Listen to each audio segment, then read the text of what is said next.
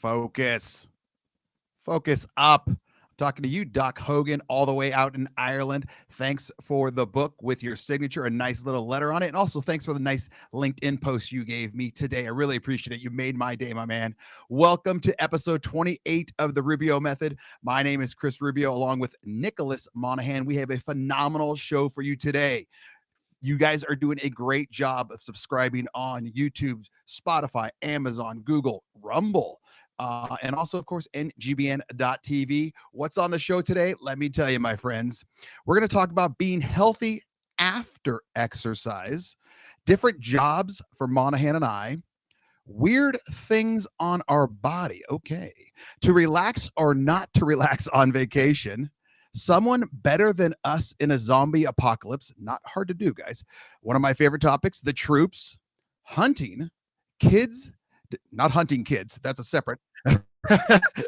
Kids, disabled vets, and even more hunting. All that and much, much more on today's episode of the Rubio Method. Christian, I'm out.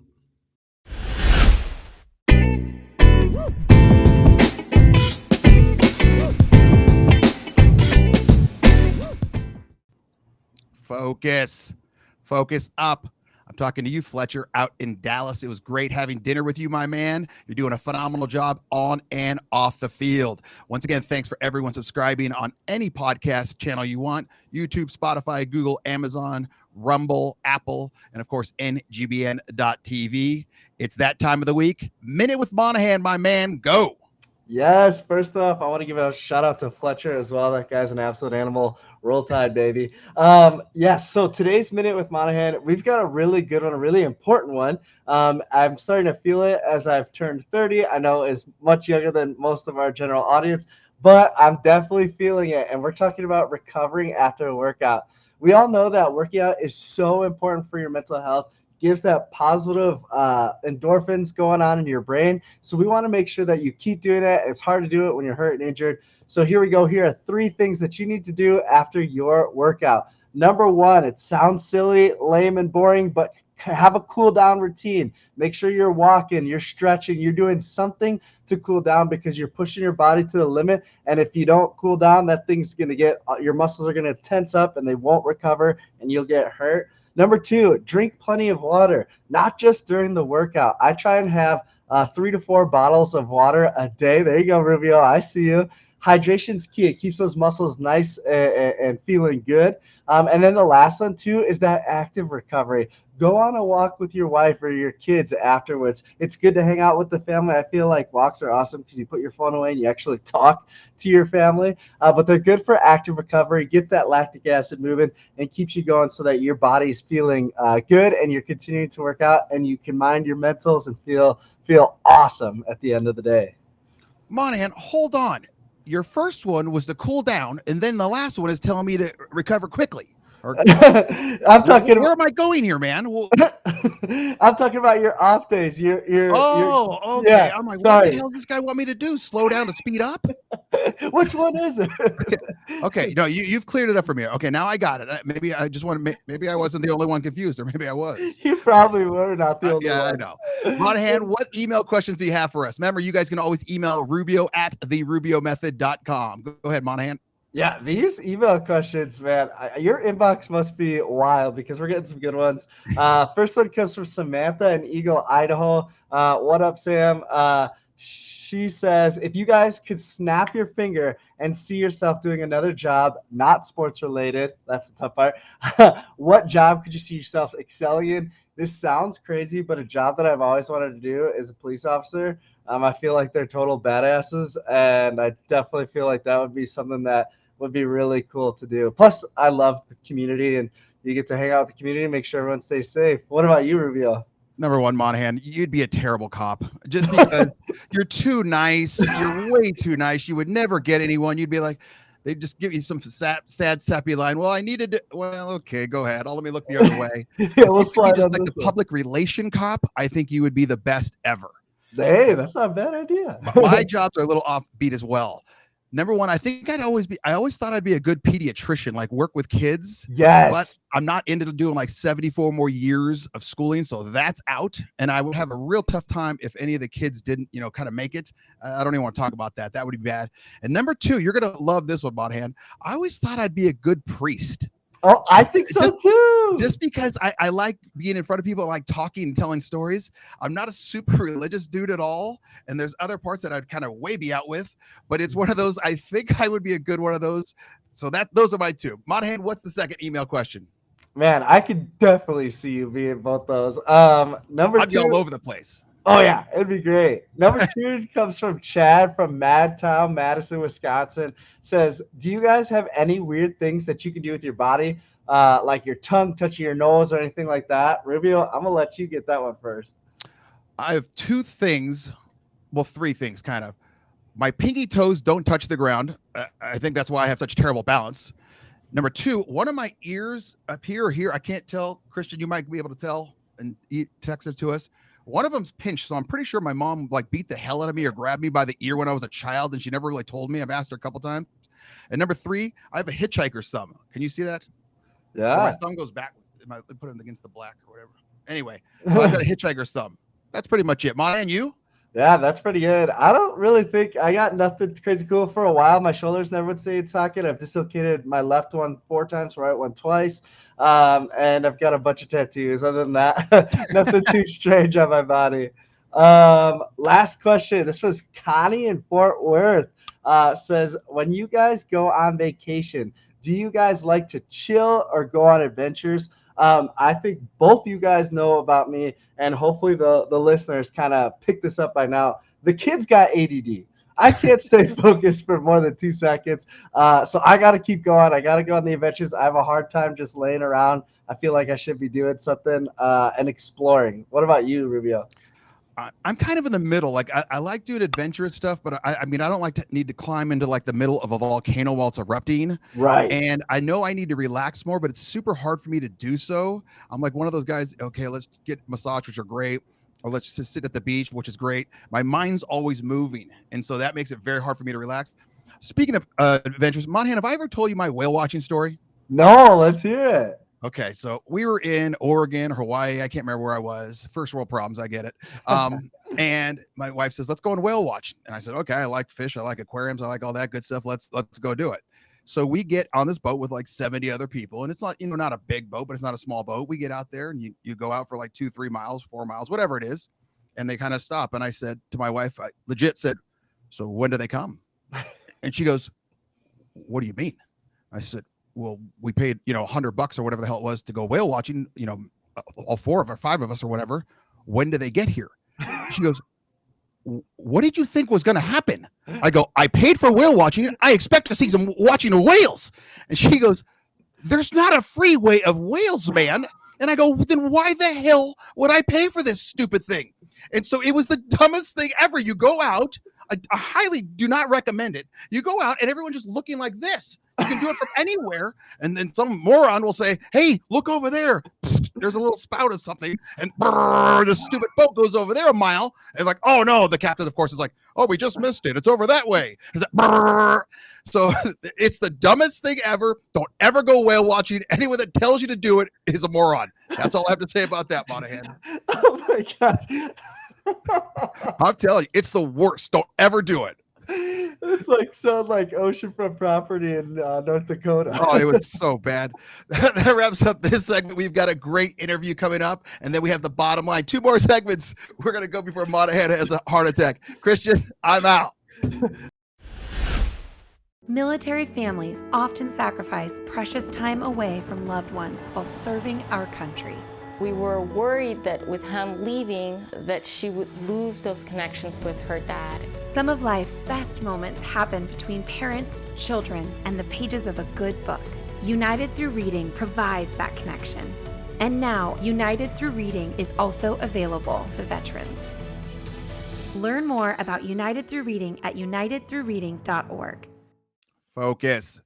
Focus up. I'm talking to you, Pedro, out in Seal Beach. Keep doing a great job. You make me laugh pretty much every single day on social media. Welcome back to the Rubio Method. This is episode 28 with myself, Chris Rubio, and Nicholas Monaghan, and we have a phenomenal guest for you.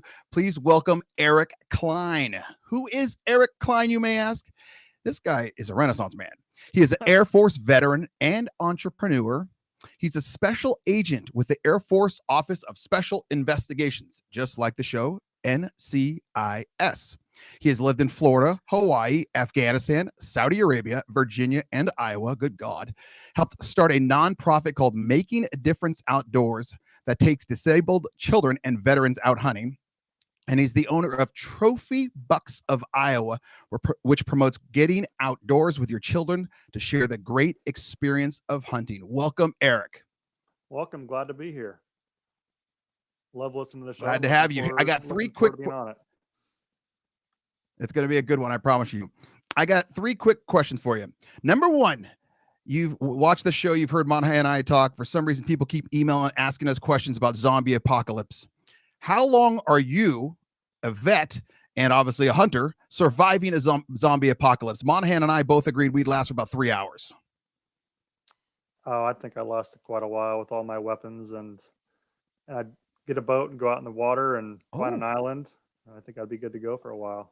Why didn't I think of that?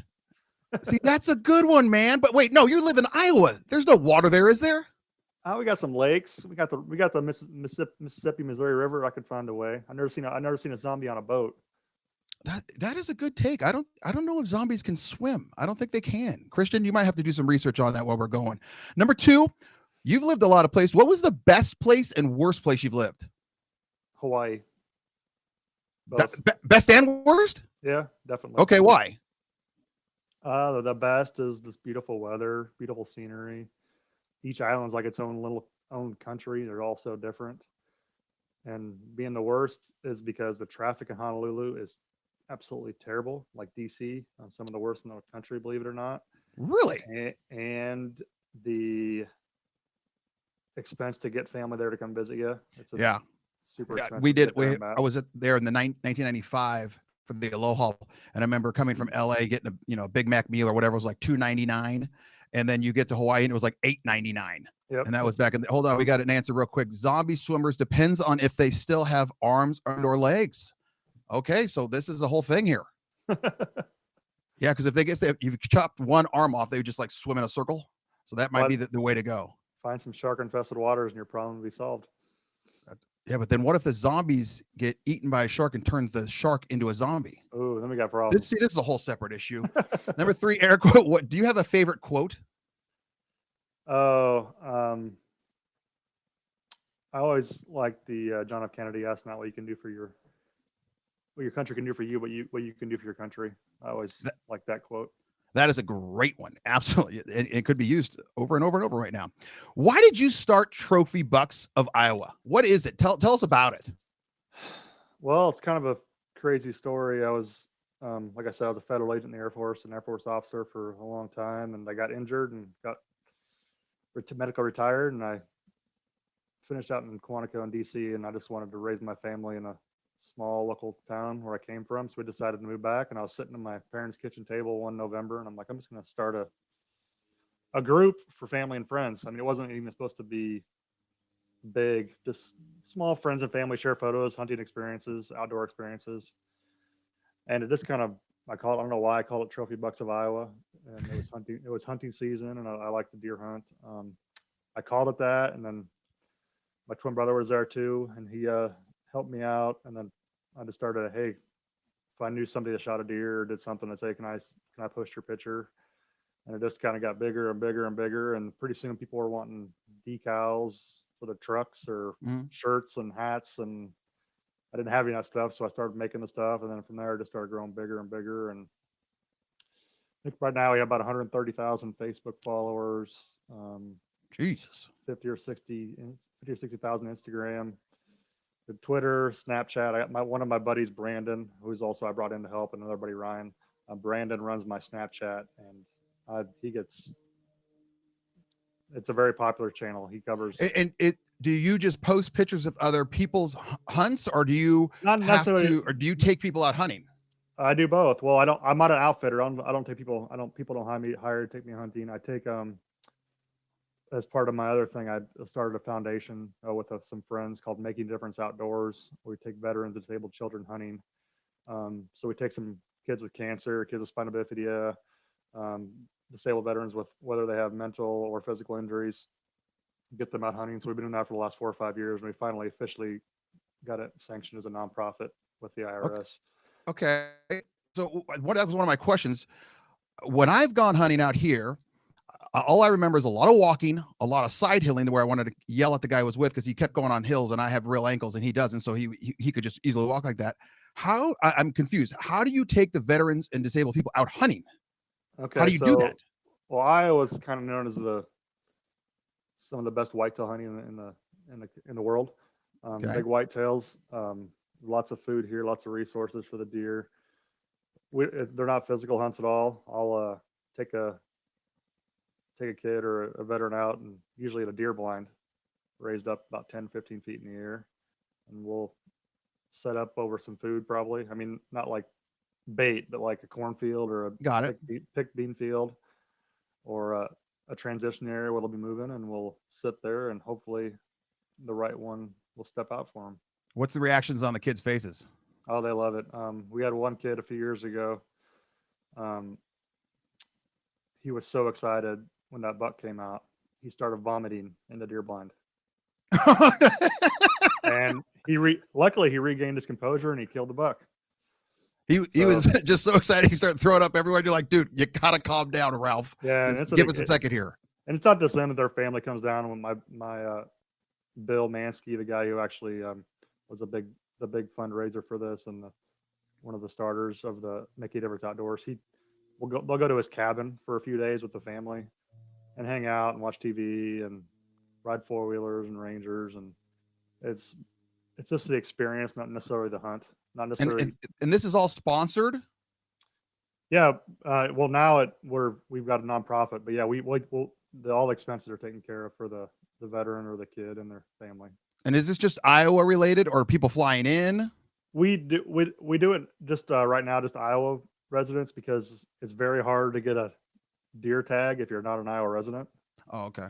So we've just been doing Iowa, and we've been busy enough that way. So. What do you say to people has anyone ever confronted you and said, hey, hunting bad, why would you do this with kids? Why would you do these with vets? Not really. No, you once in a while you get on their Facebook posts, you'll get somebody's that comment says, how can you kill an innocent deer? And we just shut it off. We don't even dialogue with them. Like our site's a happy site. We don't want any bashing, any negativity. So we'll just remove them from the page so they can't comment. So we want it to be a good experience for everyone. As far as what I'd say to them, I mean, we have canines for a reason. We're meat eaters. Mm-hmm. Grocery store, these wild animals are taken care of a lot better than some of those cattle lots or pig lots animals, so they've had a lot better life. So yeah, and I think a lot of people that are against hunting, or so to speak, it's just out of ignorance. I mean, I remember growing up in LA, I used to my thought was when you go hunting, you just walk outside, you get a machine gun and you just start whatever the hell you see. And then when I finally moved up to Idaho, and my neighbors are like, let's take you hunting, Cali boy.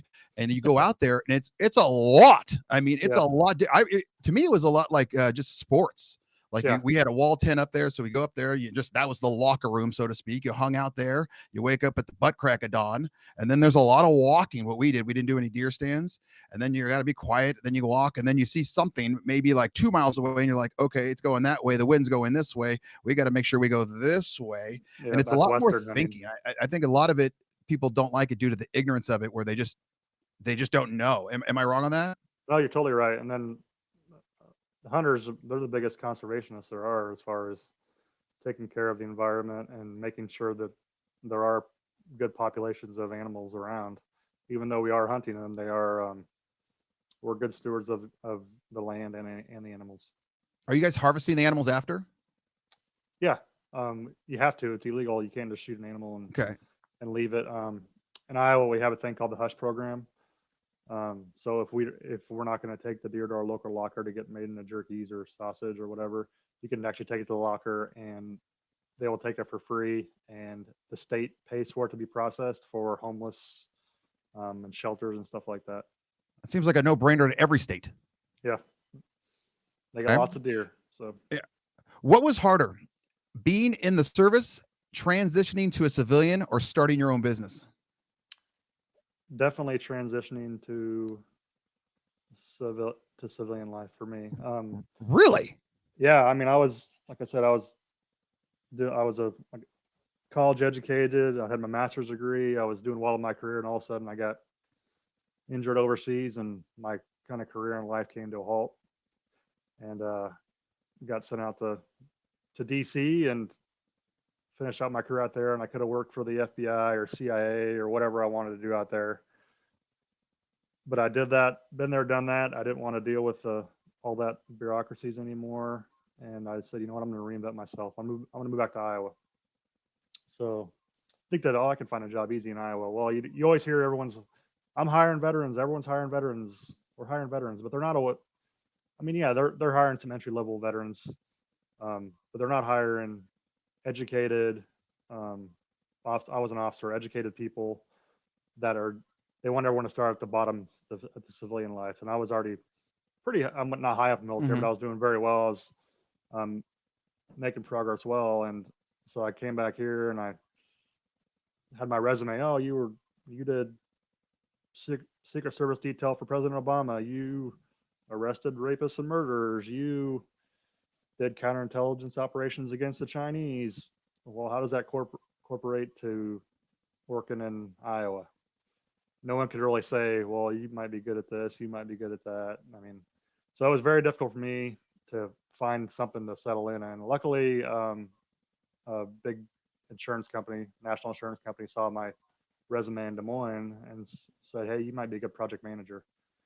And that gave me the opportunity to get a job back here. Did that for a few years before I branched out to more. That was in Des Moines, and then I wanted to come back to my smaller hometown, and some openings came up now. So now I do a full-time sales job on top of these other things that I do. Was being in the Secret Service boring or exciting? Well, I wasn't in the Secret Service. I was a special agent for the Air Force. We're all federal agents with the same training. But when I was in Hawaii, Obama vacationed there every year. Oh, okay. So it was our airfield where he came. He lands on Joint Base Pearl Harbor, Hickam, and so we had to work with this Secret Service. So that was very interesting. To shut every 2 weeks, every Christmas, hundreds of people would be involved in just keeping him safe. Yeah, I can imagine that. Yeah, and that's a pretty big place to lock down. Yes. I mean, yes, the logistics of that have to be an absolute nightmare. Wish he would have stayed at Martha's Vineyard, but it was busy. When you were when you got injured, at that point, before you got injured, did you think that you were going to be a lifer in the military? Yeah. Yep. I had no desire to be in the military. I was sophomore at Iowa State University. I wanted to be an FBI agent. That's all I ever wanted to be growing up. Kept a clean record. Didn't do anything stupid because I wanted to do that. So September 11th happened. It kind of threw me through a loop. September 12th happened. September 12th, I walked into the Air Force ROTC office and signed up. And he said, I'll get my work experience, then apply for the FBI as a military officer. And once I got it, I got accepted to ROTC, got a scholarship, finished my college there, and got commissioned as an officer. And once I got commissioned, I saw that they actually had a version of the FBI, which I had no idea. Mhm. And I applied and got in, and was doing really well. Like I traveled in the world, special agent in charge, Afghanistan, Saudi Arabia, and assistant special agent in charge in Hawaii. And then got injured on a training accident, and kind of from there got medevac back to Landstuhl, Germany, and then Walter Reed, and then Fort Sam Houston in Texas. Did some rehab there, then went back out to Quantico. So yeah, just crazy. So But you I was were doing like beyond Mr. America. Yeah, I mean, you're a true American. That leads no, me to there my, no, there's thousands of people just like me in the military. oh, It's just I know, happened. I know there are, but I'm just saying you're in my mind right now. You cut your arm, you're bleeding red, white, and blue, for the love of God. Yeah, If you could tell me one story about your service to either motivate me in life or make me even more proud to be an American, what would it be? oh man. Um,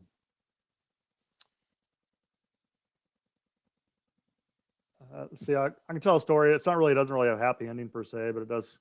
It's just a unique story that I saw a group of people stand up when there really is nothing.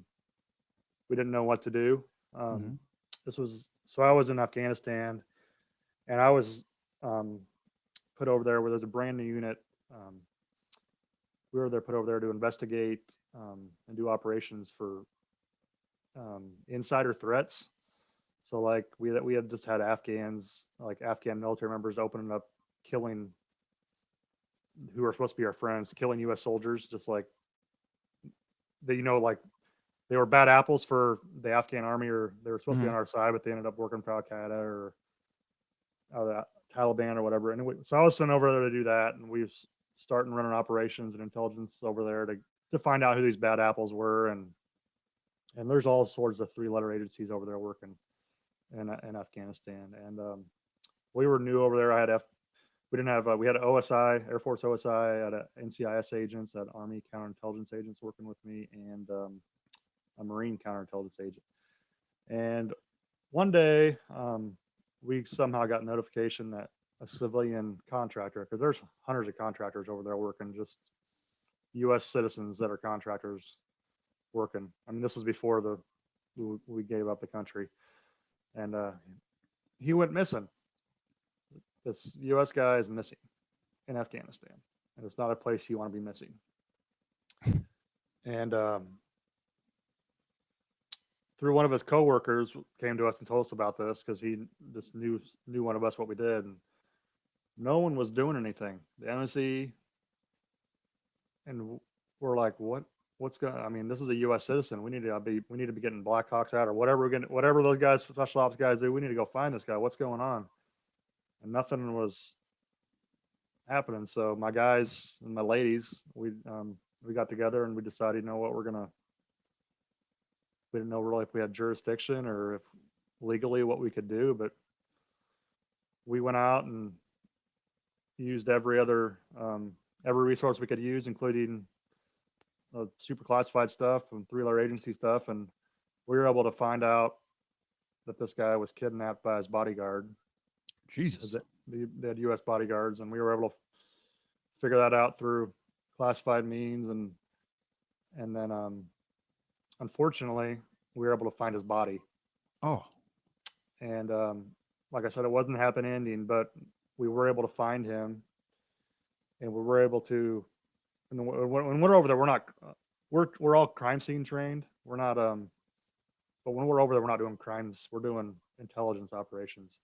And we went over there and we found him. I had a really sharp NCIS agent working for me, and she was a crime scene investigator. So we didn't have any equipment, anything like that, but we went to the hospital, the clinic, got rubber gloves and all these kits, and we did a full crime scene examination, got DNA, all that stuff, and we were able to get the bodyguards prosecuted under Afghan law for murder of the U.S. citizen. Wow. So that was probably at the time it was crazy, just because you think, a U.S. citizen missing, you think everything's gonna come to a stop still, but it was crazy to us how nothing was happening. So we just kind of took it in our own hands. That's probably one of the even though the outcome wasn't there, we got finalization. No, I get it. You all came together as Americans to save basically, quote unquote, save another American. And I mean, that you had to go above and beyond, literally, to make it happen. Yeah, so that's one of the things, that this is the way the team came together and did that. Even though at the time I thought I might be doing something, and not necessarily legal, but like sometimes you're not getting authority to do stuff, and you never know what's going to happen. I get it. Especially you got your hands tied behind your back when you're in the military. Sometimes when you're overseas, when you know what you can do, what you should do, and then You think you do the right thing, and all of a sudden you get slapped for it. I can imagine. Pretty nervous, but I got out and got retired, so I don't have to worry about it now. Can you tell me, where can people find out about Trophy Bucks of Iowa and also Making a Difference Outdoors? So Making a Difference Outdoors, there's just a Facebook page for that right now. We just started that. Just search Making a Difference Outdoors. Trophy Bucks of Iowa.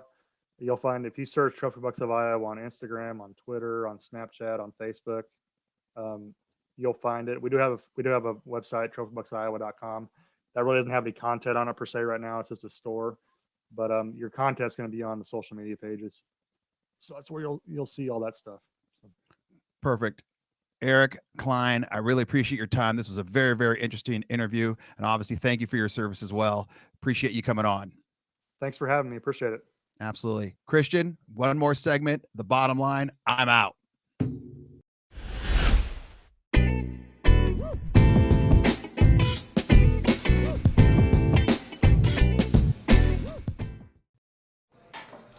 What do you think you're doing, Kevin? Was just gonna drive home. There are several warning signs present that you shouldn't be driving. Like hearing voices? Like your text to emoji ratio? Oh man, the selfies. Selfie, nailed it. We all have warning signs that let us know that we're probably not okay to drive. Mine is pretending to be your subconscious. Greg, come on man, let's put a ride home. Focus up. I'm talking to you, Todd, out Artbeat. Thanks for all you do for me and my businesses. Keep up the great work. Welcome back to episode 28 of the Rubio Method. We just saw a great interview with Erik Kline. He was outstanding. Now we have the bottom line. Before I get to the bottom line, don't forget, you can email any questions to rubio@therubiomethod.com, and keep doing a great job subscribing and sharing on Spotify, Apple, iTunes. What else we got? YouTube, Amazon, Google, Rumble even, and of course, ngbn.tv. Now it's time for the bottom line. This is all the stuff you should have learned without even realizing you learned it.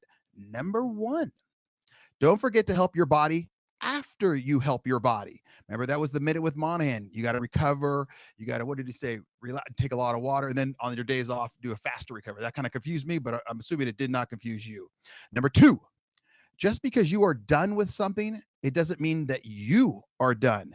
Erik was a perfect example of that. He was going to be a lifer in the military, gets injured, boom, I got to reconfigure my life, and he's done a great job in doing so. So just because you are done with something, it doesn't mean that you are done.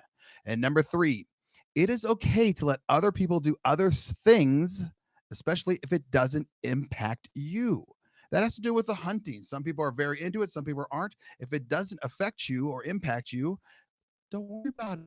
You're going to live a lot longer and a happier life if you're not worried about what everyone else is always doing, as long as it doesn't impact you. Well, thanks again for watching episode 28 of the Rubio Method. And remember, if you have any questions, you can email rubio@therubiomethod.com. This was a great one. Had a good time. Christian, I'm out.